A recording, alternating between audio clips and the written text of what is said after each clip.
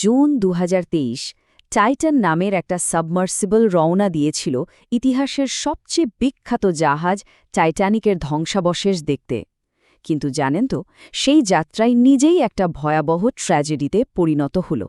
প্রশ্নটা হচ্ছে কিভাবে একটা অত্যাধুনিক প্রযুক্তির যান এক মুহূর্তে হাওয়ায় মিলিয়ে গেল, আর কোন কোন সতর্কবার্তাগুলো ছিল যেগুলো ইচ্ছে করে এড়িয়ে যাওয়া হয়েছিল। চলুন আজ আমরা এই পুরো রহস্যটার ব্যবচ্ছেদ করব। তো এই পুরো ঘটনাটা ঠিকঠাক বুঝতে হলে আমাদের কয়েকটা ধাপে এগোতে হবে। প্রথমে আমরা দেখব ঠিক কি ঘটেছিল, সেই ভয়াবহ ইমপ্লোশনের মুহূর্তটা কেমন ছিল। এরপর আমরা ফিরে যাব অতীতে, দেখব কি ওয়ার্নিং বা সতর্কতা দেওয়া হয়েছিল যেগুলো কেউ কানেই তোলেনি। আমরা বোঝার চেষ্টা করব কোম্পানির সিইওর নিয়ম ভাঙার ফিলসফিটা আসলে কি ছিল, আর কেন টাইটানের ডিজাইনটাই ছিল মারাত্মক ঝুঁকিপূর্ণ। আর সবশেষে আমরা দেখব সরকারি তদন্তে কি রায় এলো।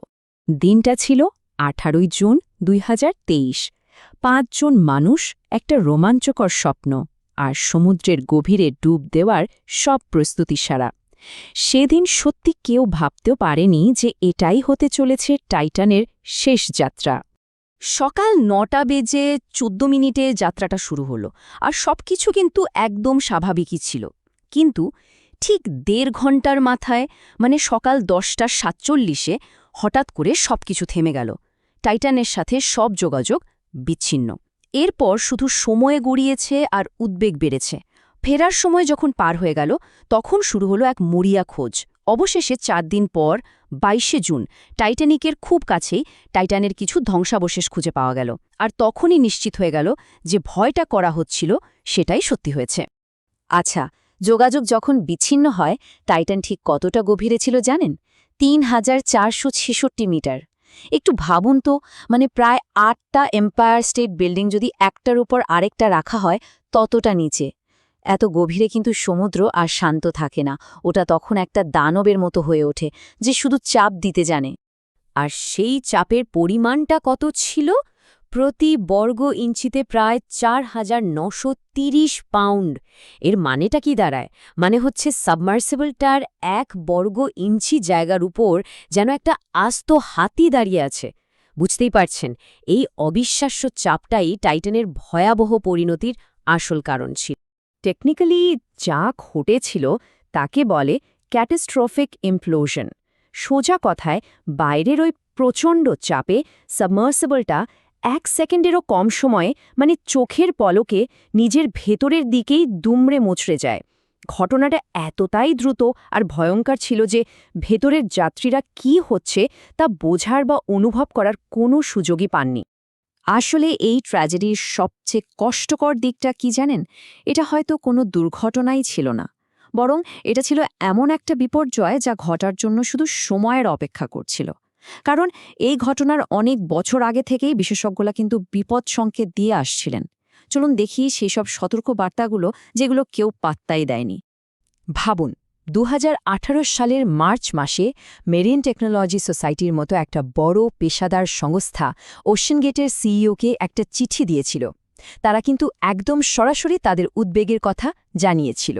তারা লিখেছিল, আমাদের আশঙ্কা হলো আপনাদের এই পরীক্ষামূলক পদ্ধতিটা ছোটখাটো থেকে শুরু করে ভয়াবহ বিপর্যয় পর্যন্ত ঘটাতে পারে। এর চেয়ে স্পষ্ট সতর্কবার্তা আর কি হতে পারে? কিন্তু এটাকেও উড়িয়ে দেওয়া হয়েছিল। শুধু বাইরের লোকই না, বিপদের ঘণ্টা কিন্তু কোম্পানির ভেতর থেকেও বেজেছিল। ওশেন গেটের নিজেরই মেরিন অপারেশনস ডিরেক্টর, মানে যিনি অপারেশনসের দায়িত্বে ছিলেন, তিনি হালের সেফটি নিয়ে প্রশ্ন তুলেছিলেন। তিনি বলেছিলেন যে যাত্রীরা চরম বিপদের মুখে পড়তে পারে। কিন্তু এই সত্যি কথাটা বলার জন্য তার পুরস্কার কি ছিল জানেন? তাকে চাকরি থেকে বের করে দেওয়া হলো। সোজা কথায়, মুখ বন্ধ করে দেওয়া হলো। তো আসল প্রশ্নটা হলো, কেন ভেতর থেকে, বাইরে থেকে এতগুলো পরিষ্কার ওয়ার্নিং দেওয়ার পরেও সেগুলোকে পুরোপুরি এড়িয়ে যাওয়া হলো? এর উত্তরটা হয়তো লুকিয়ে আছে ওশেন গেটের সিইও স্টকটন রাশের নিজের ফিলোসফি আর মানসিকতার মধ্যে। স্টকটন রাশের নিজের কথা শুনলেই তার মানসিকতাটা পরিষ্কার হয়ে যায়। তিনি একবার বলেছিলেন, আমি একজন ইনোভেটর বা উদ্ভাবক হিসেবে পরিচিত হতে চাই, আর ইতিহাস তো তাদেরই মনে রাখে যারা নিয়ম ভাঙে। তার কাছে ইনোভেশন মানেই ছিল নিয়মকে চ্যালেঞ্জ করা, এমনকি সেই নিয়মগুলো যদি মানুষের নিরাপত্তার জন্যই তৈরি হয়ে থাকে। আর তিনি কিন্তু সত্যিই নিয়ম ভেঙেছিলেন, খুব গর্বের সাথেই বলেছিলেন, কার্বন ফাইবার আর টাইটানিয়াম একটা নিয়ম আছে যে এটা করা যায় না, কিন্তু আমি করেছি। দেখুন, গভীর সমুদ্রে সাবমার্সিবল বানাতে স্টিল ব্যবহার করা হয়, কারণ প্রচণ্ড চাপে ওটা কেমন আচরণ করবে তা পরীক্ষিত। কিন্তু কার্বন ফাইবার, ওটা ছিল একটা বিশাল বড় জুয়া খেলা, যার ফলাফল কি হতে পারে তা কেউই জানত না। আর এই কথাটা শুনলে হয়তো তার পুরো দর্শনটাই পরিষ্কার হয়ে যাবে। তিনি বলেছিলেন, একটা পয়েন্টে গিয়ে সেফটি বা নিরাপত্তা মানে আসলে সময় নষ্ট। মানে আপনি যদি শুধু সেফ থাকতে চান, তাহলে তো বিছানা থেকেই নামার দরকার নেই। তার কাছে ঝুঁকি নেওয়াটাই ছিল প্রোগ্রেস। কিন্তু তিনি যে ঝুঁকিটা নিচ্ছিলেন, তার দামটা শুধু তাকে নয়, আরও 4 জন মানুষকেও নিজের জীবন দিয়ে শোধ করতে হয়েছে। আচ্ছা, এই যে নিয়ম ভাঙার ফিলসফি, এটা বাস্তবে টাইটানের ডিজাইনে কিভাবে প্রভাব ফেলেছিল? চলুন এবার যানটা সে বিতর্কিত টেকনিক্যাল দিকগুলো একটু দেখি, যেগুলো একে একটা মারাত্মক ঝুঁকিপূর্ণ যানে পরিণত করেছিল। দেখুন, টাইটান কিন্তু একটা অদ্ভুত আইনি ফাঁকফোকরের সুযোগ নিত। যেহেতু এটা আন্তর্জাতিক জলসীমায় চলত, তাই কোনো দেশের কড়া নিরাপত্তা আইন মানতে বাধ্য ছিল না। কোনো থার্ড পার্টি এজেন্সি একে কোনোদিন সার্টিফাই করেনি। আর যাত্রীদের যে কাগজে সই করতে হতো, সেখানে বড় বড় করে লেখা ছিল যে এটা একটা এক্সপেরিমেন্টাল বা পরীক্ষামূলক যান, আর প্রথম পাতাতেই বেশ কয়েকবার মৃত্যুর ঝুঁকির কথা উল্লেখ করা ছিল। আগেই বলছিলাম, টাইটানের সবচেয়ে বড় জোয়াটা ছিল এর হালের উপাদান নিয়ে। ইন্ডাস্ট্রির নিয়ম হল পরীক্ষিত আর নির্ভরযোগ্য স্টিল ব্যবহার করা, কিন্তু টাইটান ব্যবহার করেছিল কার্বন ফাইবার। সমস্যাটা হলো, কার্বন ফাইবার হয়তো টান সহ্য করতে পারে, কিন্তু গভীর সমুদ্রের যে পিষে ফেলার মতো চাপ, সে কম্প্রেশন সহ্য করার ক্ষমতা নিয়ে বিশেষজ্ঞদের শুরু থেকেই বিরাট সন্দেহ ছিল। এটা ছিল একটা আননোন, একটা ভয়ঙ্কর রিস্ক। তো আমরা দেখলাম উপেক্ষা করার সতর্কতা, সিইওর বিপজ্জনক ফিলসফি আর একটা পরীক্ষামূলক ডিজাইন, এসব কিছু মিলে কি হলো। এবার চলুন দেখি সরকারি তদন্তে এই টুকরোগুলো জুড়ে কি ছবিটা তৈরি হলো। 22শে জুন উদ্ধারকারী দল যখন সমুদ্রের গভীরে টাইটানের এই অংশটা খুঁজে পায়, তখন আর কোনো আশাই বাকি থাকে না। এই ছবিটা হলো টাইটানের অ্যাফট টেল কোনের। এটাই ছিল সেই ভয়াবহ ইমপ্লোশনের সবচেয়ে অকাট্য আর মর্মান্তিক প্রমাণ। মার্কিন কোস্ট গার্ডের চূড়ান্ত রিপোর্টে দুর্ঘটনার কারণগুলো একদম পরিষ্কার হয়ে যায়। তাদের মতে ডিজাইন আর টেস্টিং প্রসেস ছিল অপর্যাপ্ত। কার্বন ফাইবার হালের ডিজাইন আর তৈরি করা দুটোই ছিল ত্রুটিপূর্ণ। এই হালের আয়ু কতদিন তা বিশ্লেষণ করার কোনো চেষ্টাই করা হয়নি। যাত্রীদের কাছে নিরাপত্তার বিষয়ে ভুল তথ্য দেওয়া হয়েছিল। আর সব মিলিয়ে কোম্পানির ভেতরে এমন একটা টক্সিক পরিবেশ ছিল, যেখানে সেফটি নিয়ে কথা বললেই তাকে চুপ করিয়ে দেওয়া হতো।